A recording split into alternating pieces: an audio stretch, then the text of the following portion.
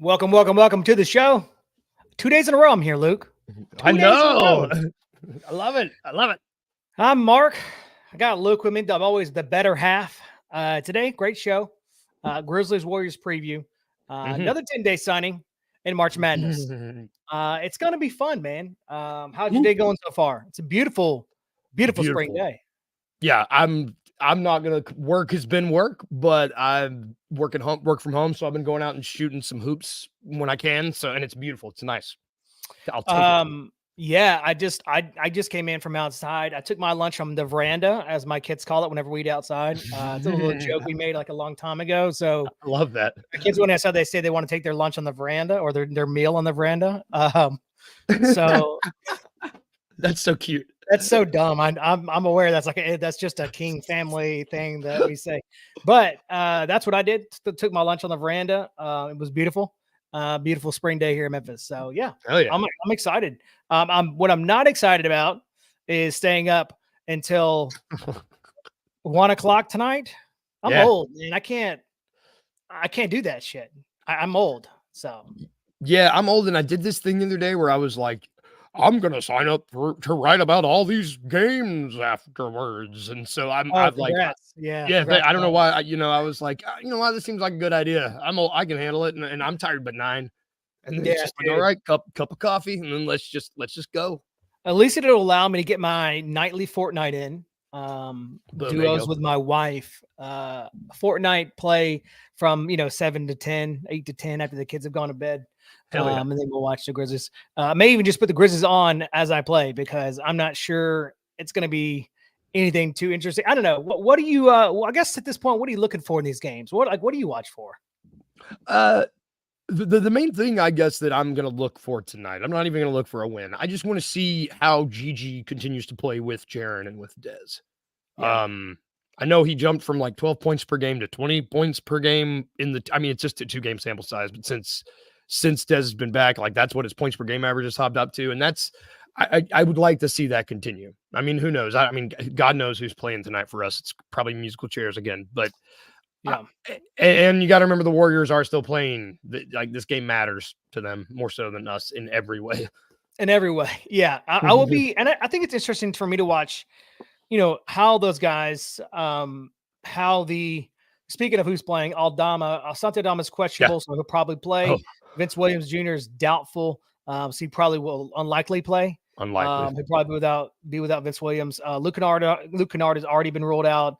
Let's see who else that matters. Lamar Stevens already ruled out as well. Continue with these. They must not have even traveled. Left adductor strain. Yeah, they must have not have traveled. I don't know what an adductor is, but I don't know. Lamar Stevens has strained it. Sorry, I'm very glad you don't know either, because I saw that and I was like, what the hell is what's that? I wonder if I can look it up real quick. Hold on. What's an adductor? I felt stupid. I should have asked Rusty when he was on here because he's a PT or whatever. He knows muscles. It looks like it is your groin area. Just call it a groin. Don't call it a groin. I've been here. I don't know. So he strained his groin at some point. Don't ask us. We've all been there. All been there. Shout out to Lamar Stevens. Groin strain. Shout out. So yeah, those are the guys gonna be out. But yeah, back to what we were talking about. What I watch for in these games, it really is just like you mentioned, how those guys not only play with Desmond Bane and Jaren Jackson, the Vince Williams when he does play, and the G Jacksons of the team is also how they play against competent competition. And that means, what I mean to that is just the guys that are, like you mentioned, the Warriors are playing for something real. A lot of these games at the end of the season, they're not like games in the middle of the season where, you have some guys maybe taking some nights off, or maybe right before the All-Star break where the guys are really not into it, or things like that. But you have games that are coming up at the end of the season, and those games are for real. They mean something to a lot of teams. Like that Sacramento Kings game, that was the difference between 6th and 9th for them. Being in the play-in or being in the playoffs for them, and so they wanted to win that game, and so that's kind of what's interesting to me is how those guys not only play with the starters or with the main core, but also how they hold their own against teams that are legit playing for something. Yeah, well, and we always play this Warriors team pretty damn good too. You know, like Yeah. I'd say they're the closest thing we have to a rival. I mean, I hate them. I hate playing them. You know, since that I no, for me, it's a matchup. It's the one game on this Western road trip I don't mind staying up for because I really just like to see us play them. Yep. But you know, they're clawing, and it's a wasted season for them if they don't make the play in. If they don't make the playoffs, and it's in Steph Curry and this group, which might be the last time that group for them ever goes to the playoffs, like it is a lost season for them. You know, Mhm. it's way more of a lost season in terms of what that means as opposed to our season, which is quote unquote lost. Like even though, like they literally a lot is on the line for this Warriors dynasty tonight.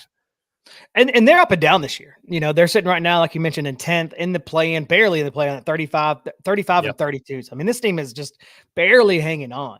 All over the place. And they can't seem to string a lot of wins together. They're just kind of all over the place. And so, you know, it just depends on what night you're going to get, what Klay Thompson you're going to get, you know, what version of him you're going to get on any given night. You know, Steph Curry is what he is. He's always going to be Steph Curry. He's still an elite player, but I think again, the people around him is what the issues are, right? Again, the Klay Thompson is not what he was. What version of him are you going to get every night? Draymond Green is, you know, he's fine, I guess. It depends. It depends. You know, Chris Paul, again, he's fine, I guess. I like the young guys they got now. More, honestly, like I like Pods. I like Kaminga. Yep. I like these are the dudes that I like. That I'm ready. You know, I'm ready for these guys to kind of take over this Warriors team. You know, what's the other kid they got? Moody? No, Moses Moody. Jonathan Kaminga. They have Brandon Podziemski and Moses Moody. Yep, Moses Moody. Like and that's another guy. All good players. All good really players. Good players. Yeah. And like you said, it does almost feel like a wasted season for them because I feel like had you have moved Klay Thompson and Draymond Green in the offseason before this, or at the deadline. or at the deadline, I think you could have retooled this Warriors team around Steph Curry and some of these young guys and been more competitive. But you're forced to give, you know, 30 minutes a game to Draymond Green, 30 minutes a game to Klay Thompson, 25 minutes a game to Chris Paul. When the reality is the name at this point is bigger than the output. And that, you know, that happens to every player in the career. I feel like it always takes a few years for people to like accept that, right? For people to like, you know what, this is who Klay Thompson is now. He's not what he was anymore. Yeah. And it just hit them for all three of those dudes in a row. You know, it hit, they got hit with all three of them because they gambled on all three, you know, Draymond, Klay, Chris Paul, it's like, well, guys, sorry, but you might be realizing too late. And I think it's always difficult obviously for teams, especially when you have someone like a Klay Thompson and someone like Draymond Green. Even though I hate Draymond Green, I can understand the player that he is. Even though it's hard for teams to pull the plug on players like that because you always feel like there's something else left, right? You always feel like, you know, great players, especially like someone as good as Klay Thompson has been, you always feel like there's always something left there. And I think it's difficult for teams to pull the plug on those guys and move them. And so you always wait a little too long. Yeah. I think teams always waited too long on those guys when, you know, in 2K, we're like, hey, we're first signs of oldness, we're moving them. Yeah. You know, we're moving them and we don't care, you know, because they're not, you know, they're just characters in a game. But these are obviously real people. And I think that's difficult, the attachment that the team has, especially with someone like Klay who's been there forever, Draymond as well. Well, I do think if they had to move them in the offseason last year, they could have retooled around the young guys. I think they could have been 15 games better. No doubt. No doubt. Because you never want to be the team that like let go of your guys too early either, you know, and this is, you know, like the last thing they would want to do is let go of Klay Thompson and them hidden have a resurgence, you know, like I just think it's a little bit of hubris on their part, like trusting in this old, like the integration of the old with the new has worked, but I think they're hitting their ceiling with it, unfortunately. Yeah, you're right. I mean, that's the other side of the equation that people never want to like. They don't want to go. They want to give up on people too early, which is why you see people hold on to draft picks and guys. And hey, look, maybe this is not going to work, right? Yep. But they hold on to them. You just never know. You don't want to. Like you said, you don't want to go to a different team and have a breakout year or resurgence or whatever. And then you feel like you got left holding the bag when it doesn't work out for you. So it's always that tricky time of like letting go too early for some guys, but also keeping them around when you think they're going to be valuable. So But I think you're right. I think that the integration has been good, but I think it is time for them to move on from those particular guys. Yep. And to usher in, more minutes and more roles for some of those younger guys who are very good. Very good. Like they've those three young guys could start for like the majority of the NBA. Yeah, I mean, again, they still have Andrew Wiggins, who is still a good player. I mean, he's a guy that depends on the night, but it can be very good for you as a role player on lots of different nights.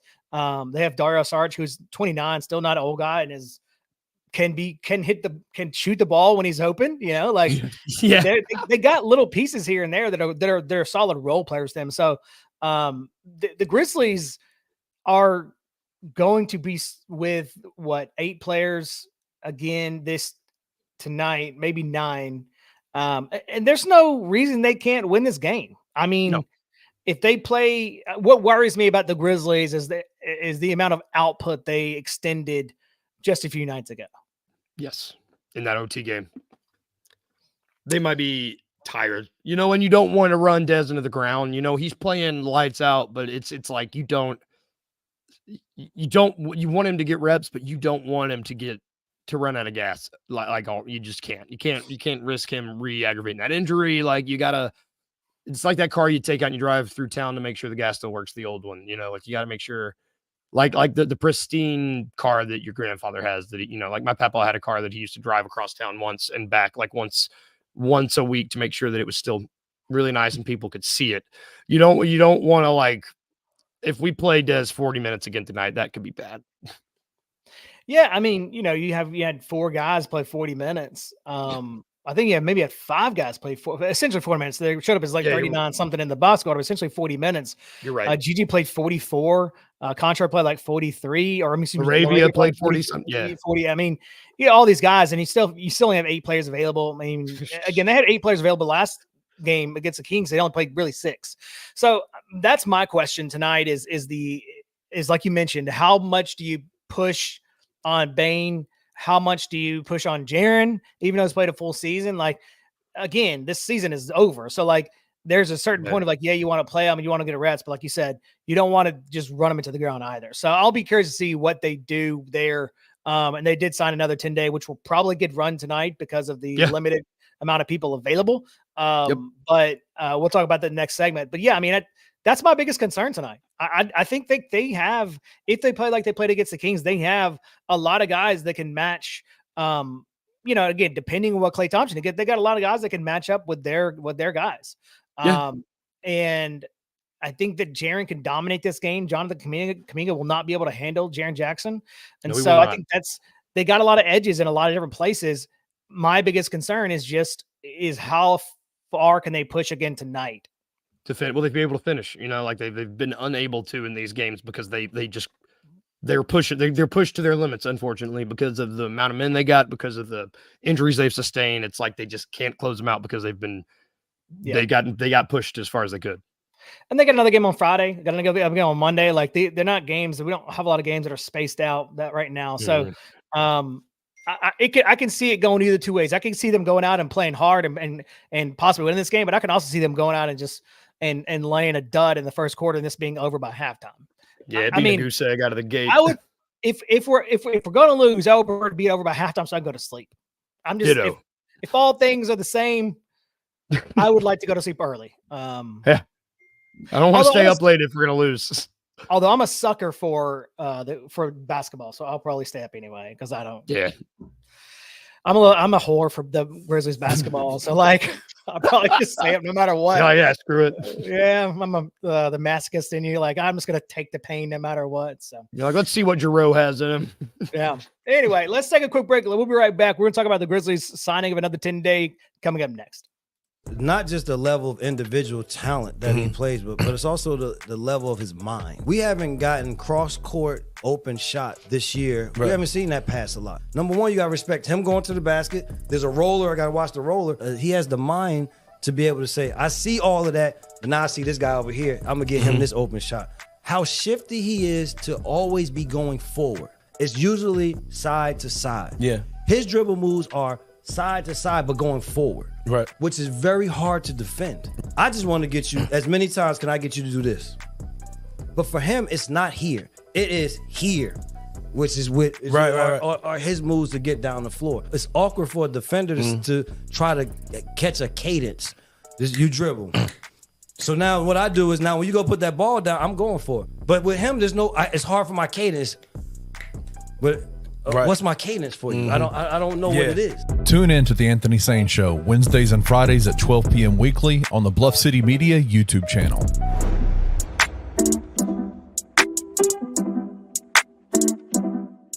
Who do you need to step it up? Outside of David Jones, I think David Jones is David Jones. I don't think you need him to step it up because he's been performing. Yeah, like he's David Jones. Like outside of him, he's fine. I think Quinterly needs to play better. In what way? Like, I mean, he's facilitating the ball well. I mean, what do you, like, I don't. 2 at 12 from the field's not cutting it. It's not great. It's not great. And I don't need a runner 3 from the top of the key with 3.5 seconds left. Is Virginia the game where Jordan Brown is going to cook? Those dudes aren't looking to run the ball. Cook what? Dude, I thought he was going to have a freaking night. He came out with that fresh cut, lined up, and then literally within the first 15 seconds, missed a wide open layup. And then picked up 2 fouls right away. I feel real lied to because I thought we were getting a 20 and 10 guy. Didn't think it did anything for you. Well, I think we all thought we were getting a 20 and 10 guy. And we are getting that in David Jones. I'm not even getting 20 or 10 minutes out of the guy. Tune in to Tigers Untapped with TJ Willis and Trey Lasley every Wednesday at 3 p.m. on the Bluff City Media YouTube channel.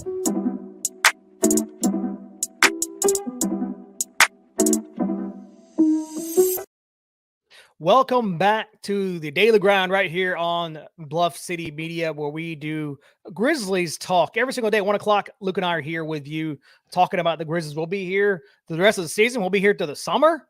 So it'll be fun. We'll still be doing the shows even in the off season. We'll find something to talk about. Maybe not every single day, but most days we'll be here. We just launched, I don't know if you saw this, we just launched a college basketball insider show.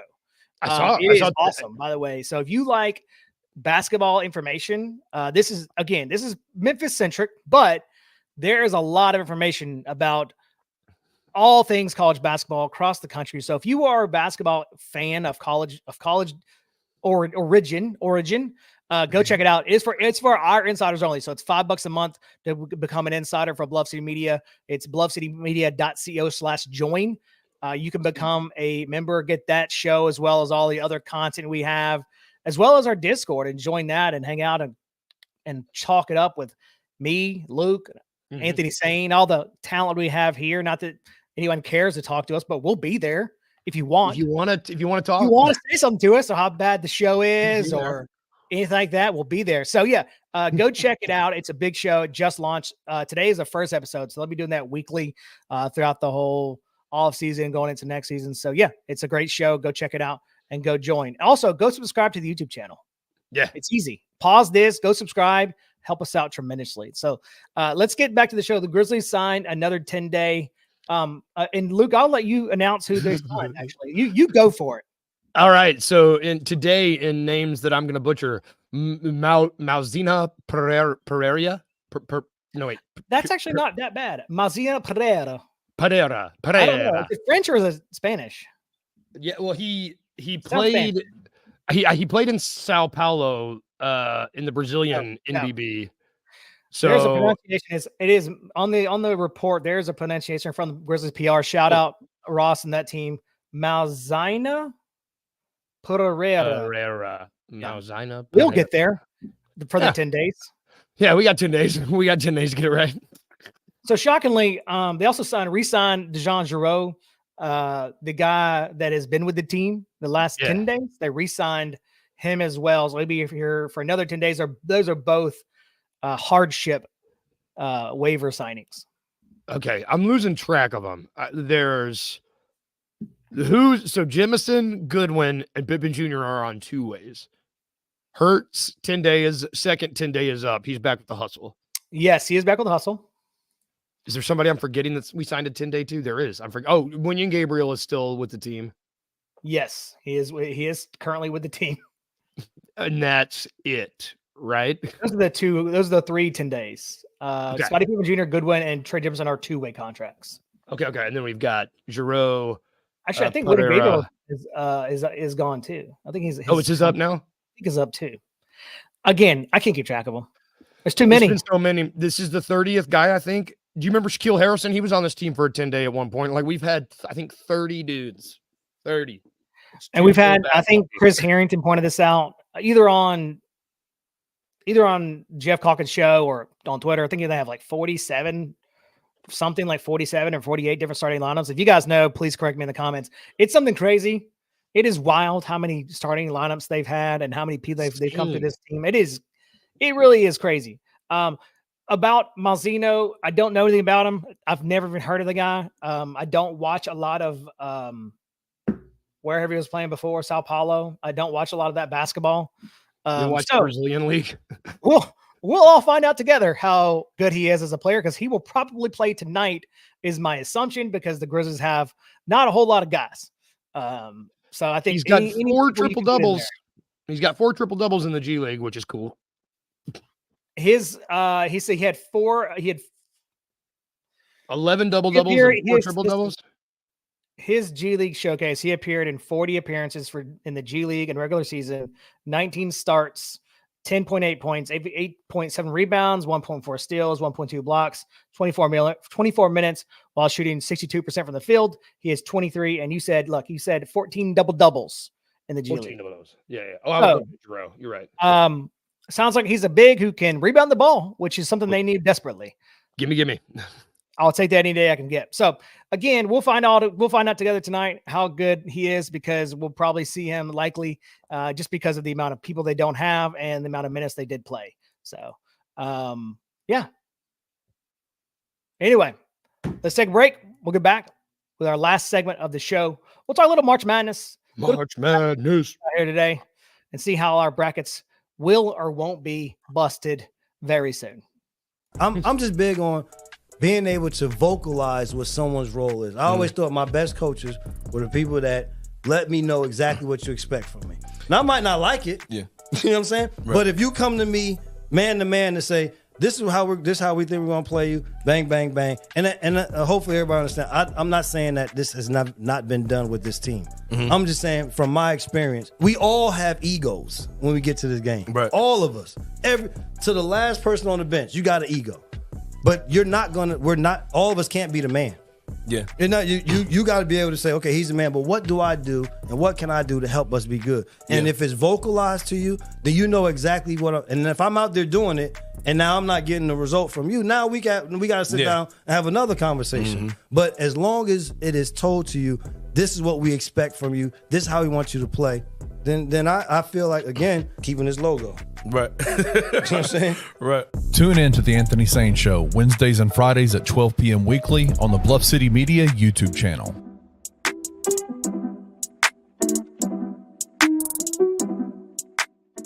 All right, Christian. Yes. You are Penny Hardaway. I'm not. Yes, you are. Okay. Today, you're going to play act, okay? Gabe, because you're a Jordan Brown apologist, you're going to be Jordan Brown. I'm a Jordan Brown apologist. Okay. Okay. I'll take that. Y'all are sitting across the room from each other. I said, don't tweet him hate. And he's like, you're an apologist. Like, good God. But either way, continue. We're in a room together. Why did things break down? Jordan, we brought you in this year to be the centerpiece of our offense.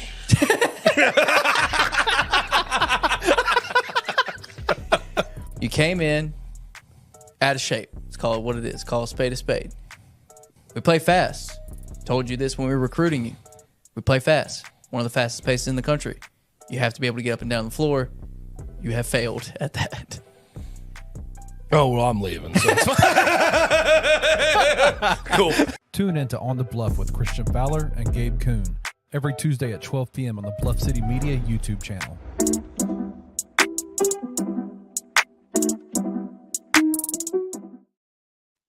Welcome back to the show, The Day of the Grind, right here on Bluff City Media, every day at 1 o'clock. March Madness is upon us, Luke. I love it. I do enjoy March Madness. I don't watch a lot of college basketball, first and foremost. It's boring to me. It is. It's slow. And I just, after watching so much NBA, it is vastly different. And I don't find jarring. it enjoyable. I would call it Yeah, jarring. really is. Yeah, I don't find it enjoyable. However, Yeah. I do watch a lot of March Madness just because it's fun. Yes. They're on during the day. You get a lot of, you get a lot of upsets, got a lot of teams, and everyone likes to root for the underdog. Yep. Do you fill out a bracket? I do. I love the math behind it too. I'm gonna pat myself on the back. I've actually gotten 2 of the last 5 winners correct. I started kind of getting seriously. I called Villanova's win a couple years, like 3 or 4 years ago. Yeah, get myself a thumbs up. And then I also called UConn winning last year.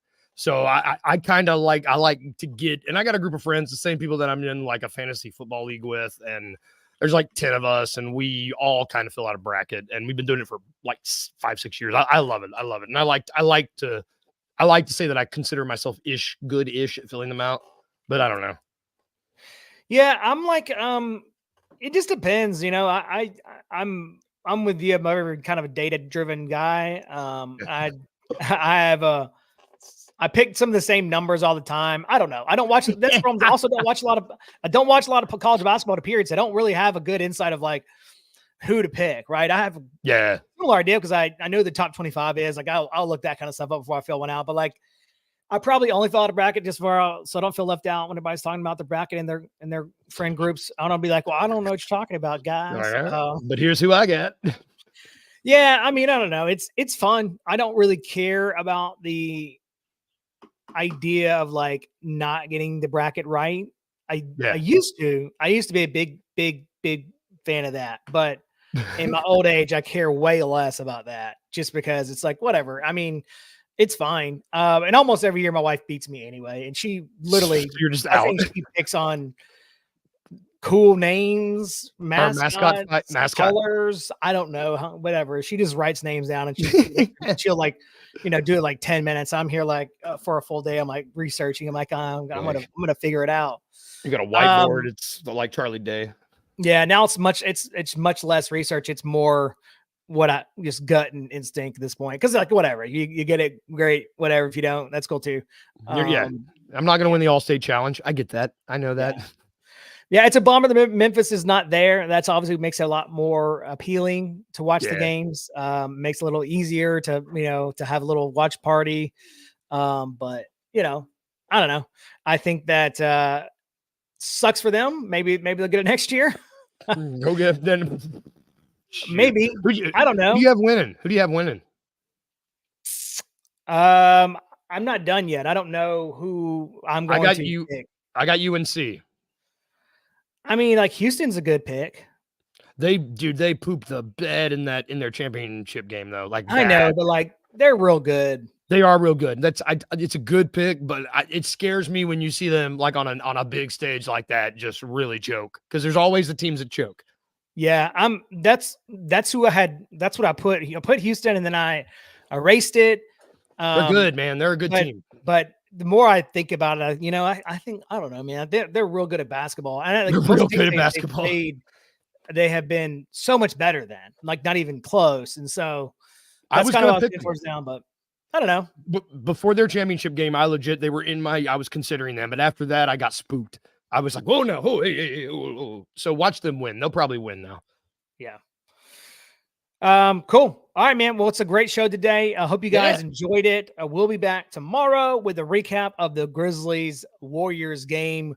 We'll talk a little more stuff, different stuff. We'll come up with something to talk about. We always do. I've got it. I can introduce a new segment. I'm going to have a game for you tomorrow. I've got it. You haven't played it yet. We play it on Thursdays. I can't wait. It's really good. All right. We will see you guys tomorrow. Thanks for joining the show. We'll be back then.